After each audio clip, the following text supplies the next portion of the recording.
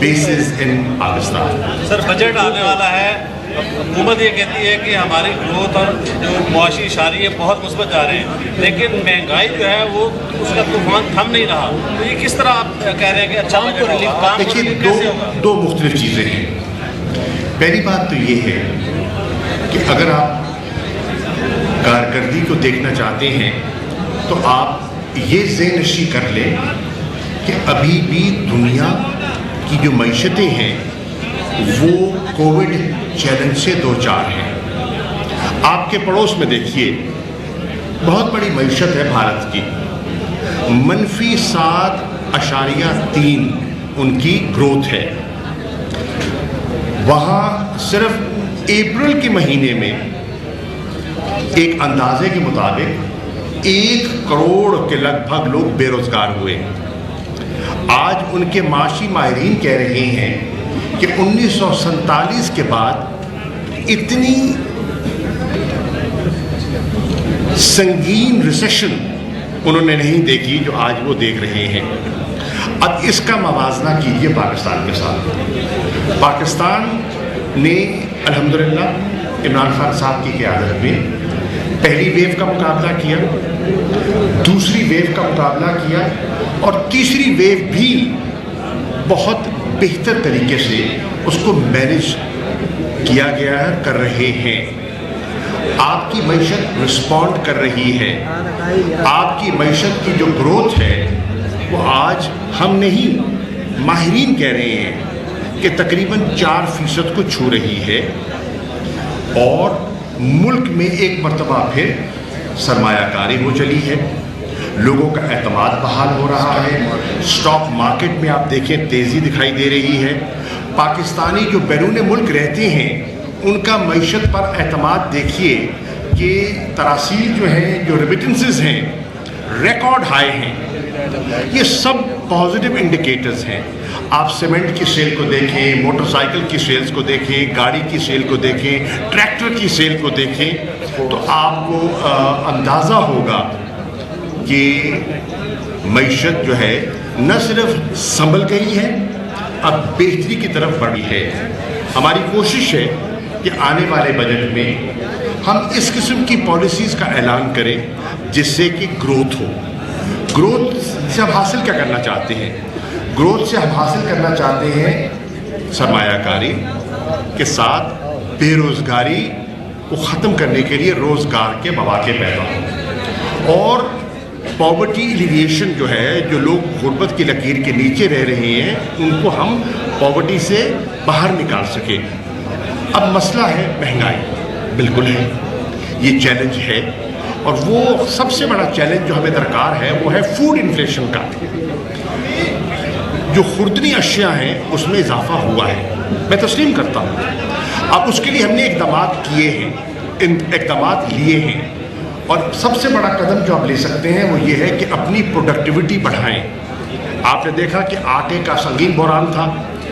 آج اللہ کے فضل و کرم سے گورنمنٹ نے اپنی پالیسیز کے ذریعے بر وقت بیج دینے کے ساتھ ساتھ کھاد کی آف ٹیک بڑھائی، کاشتکار کو، کسان کو کریڈٹ سپلائی کیا گیا، بہتر پروکیورمنٹ کی گئی، ریٹ جو ہے پروکیورمنٹ پرائس اس میں اضافہ کیا گیا.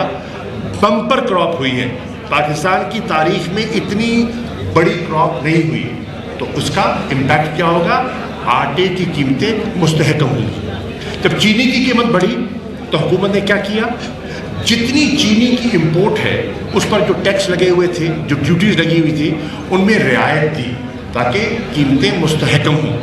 ایک انکوائری انویسٹیگیشن کی، اور اس انکوائری کا مقصد یہ تھا کہ ایسے اقدامات سامنے لیے جائیں جس سے کہ یہ جو کارٹلائزیشن ہے اس کارٹلائزیشن کا مقابلہ کیا جا سکے اور لوگوں کو معقول قیمت پر جو ہے وہ چینی دستیاب ہو. آپ نے دیکھا کہ مرغی کے گوشت میں بے پناہ اضافہ ہوا. اس کی وجہ یہ ہے کہ ایک بیماری آئی، اور اس بیماری سے آپ کی جو پولٹری ہے وہ متاثر ہوئی. آبویسلی جب ڈیمانڈ سپلائی میں ایک گیپ آئے گا تو قیمتیں بڑھیں گی. اب اس قسم کے اقدامات لیے جا رہے ہیں جس سے کہ پروڈکٹیوٹی کو اور پروڈکشن کو بڑھایا جائے، اور امید ہے ہمارا پہلا فوکس جو آئندہ انشاءاللہ 2 سالوں میں عمران خان صاحب کا ہے، اور وہ یہی ہے کہ ہم جہاں معیشت بڑھ رہی ہے، جہاں اعتماد بڑھ رہا ہے، جہاں سرمایہ کاری بڑھ رہی ہے، وہاں مہنگائی کو کنٹرول کیا جائے۔ مجھے امید ہے کہ انشاءاللہ آئندہ آنے والے مہینوں میں یہ اس پہ قابو پا لیں گے۔ دیکھیے ایک ٹائم لیگ بھی ہوتا ہے، جب قیمتیں چڑھتی ہیں نا وہ ایک دن میں نہیں، اس کی بھی پیچھے بہت سی چیزیں کار فرما ہوتی ہیں، ٹائم لیگ ہوتا ہے۔ جب آپ اپنے روپے کو آرٹیفیشلی پیگ کریں گے، جب آپ ان ریئلسٹک پالیسیز اپنائیں گے تو یہ ہوتا ہے اور ہوگا، لیکن اب انشاءاللہ حقیقت پسندانہ پالیسیز اپنائی جا رہی ہیں اور اپنائیں گے، اور اس سے مجھے امید ہے۔ دیکھیے اپوزیشن سے میری درخواست ہے یہ کہہ دینا کہ جناب یہ عوام کے ساتھ ایک بڑا ایک ظلم ہو رہا ہے، مہنگائی ہو رہی ہے۔ بھائی یہ بتائیے کہ 40 سال تو حکومتیں آپ نے کی، اچھا چلیے اس میں بھی نہیں جاتے، تجاویز دیجیے۔ اگر اپوزیشن کے پاس مہنگائی کو کنٹرول کرنے میں کوئی ٹھوس تجاویز ہیں، وہ تجاویز لے کر آئیں، وہ اسمبلی میں لائے، وہ ان تجاویز کو پیش کرے، اور میں دیانتداری سے کہتا ہوں کہ جو ان کی تجویز معقول ہوگی، قابل عمل ہوگی، ہم کیوں نہیں اس پہ عمل پیرا ہوں گے؟ ہم کیوں نہیں چاہیں گے کہ بہتری آئے اور عام شہری کے لیے آسانی پیدا ہو؟ اچھا سر، پنجاب اور وفاق میں بجٹ منظوری میں ترین گروپ سے کوئی آپ کو خطرہ محسوس؟ کوئی خطرہ نہیں ہے۔ کیا سرائیاں ہیں؟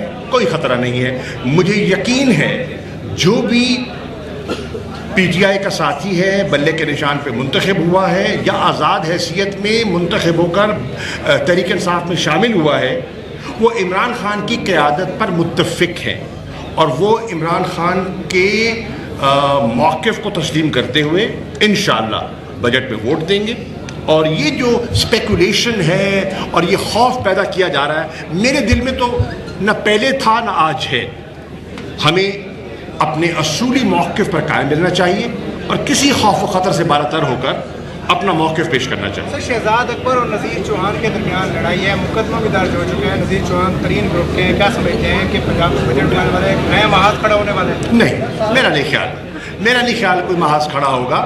میں سمجھتا ہوں کہ جو ہمارے سمجھدار دوست ہیں وہ کسی کا اعلیٰ کار نہیں بنیں گے، وہ کسی کا استعمال نہیں ہوں گے، اور وہ دیکھیں گے کہ ان کا اپنا مفاد کس چیز میں ہے۔ جتنے منتخب نمائندگان ہیں ان کا مفاد بجٹ کے پاس ہونے میں ہے یا اس میں رخنہ اندازی ڈالنے میں ہے؟ منطقی سی بات ہے، ان کا مفاد بجٹ کے پاس ہونے میں ہے۔ میں سمجھتا ہوں کہ تحریک انصاف اور ہماری حلیف جماعتیں، چاہے اس میں ہمارے ایم کیو ایم کے ساتھی ہیں، ہمارے کاف لیگ کے ساتھی ہیں، ہمارے بی اے پی کے ساتھی ہیں، ہمارے دیگر ساتھی جتنی ہیں، ہمارے یہ جی ڈی اے کے ساتھی ہیں، سب نے بڑی ذمہ داری سے اپنا کردار ادا کیا اور انشاءاللہ آئندہ بھی کریں گے۔ اچھا، سعودی عرب جانے والے کو ریپرزینٹ کرنے میں وہ جو مریم نواز ہے اور شہباز شریف کے بیانات ہیں، ایک بالکل جو ہے نا مختلف تعداد جو ہے سامنے آ رہے ہیں، اس حوالے سے کیا ہے؟ دیکھیے اس میں کوئی شک نہیں کہ پی ایم ایل این کے اندر اس وقت 2 سوچیں کار فرما ہیں۔ ایک سوچ کی نمائندگی شہباز شریف صاحب کر رہی ہیں اور ایک سوچ کی نمائندگی مریم صاحبہ کر رہی ہیں، ہوتی ہے پارٹیز میں۔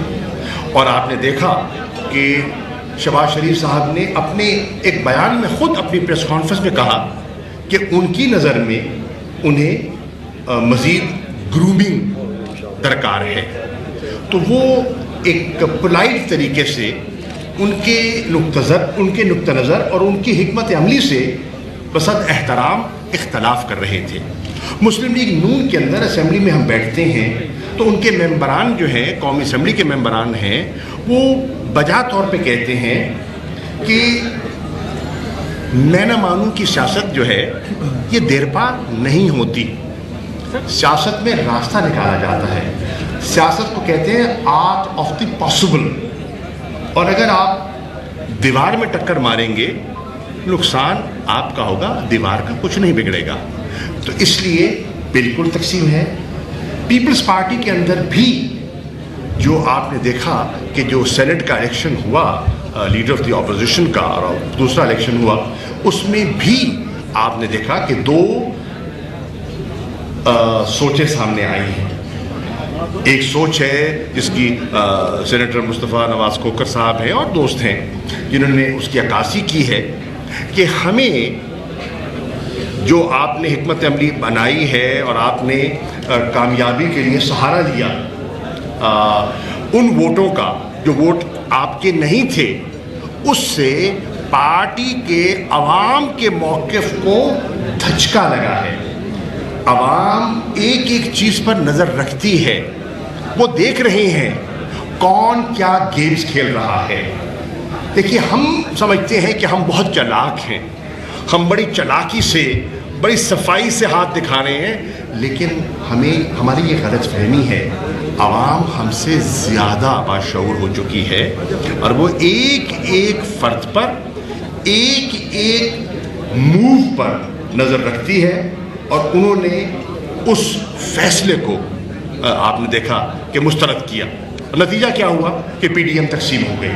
नतीजा क्या हुआ कि जिस सीट के लिए इतना बड़ा कॉम्प्रोमाइज़ किया गया, इतनी बड़ी लचक दिखाई गई, आज उनको ऑपोजिशन की जो सबसे बड़ी जमात है पार्लियामेंट में तस्लीम ही नहीं करती।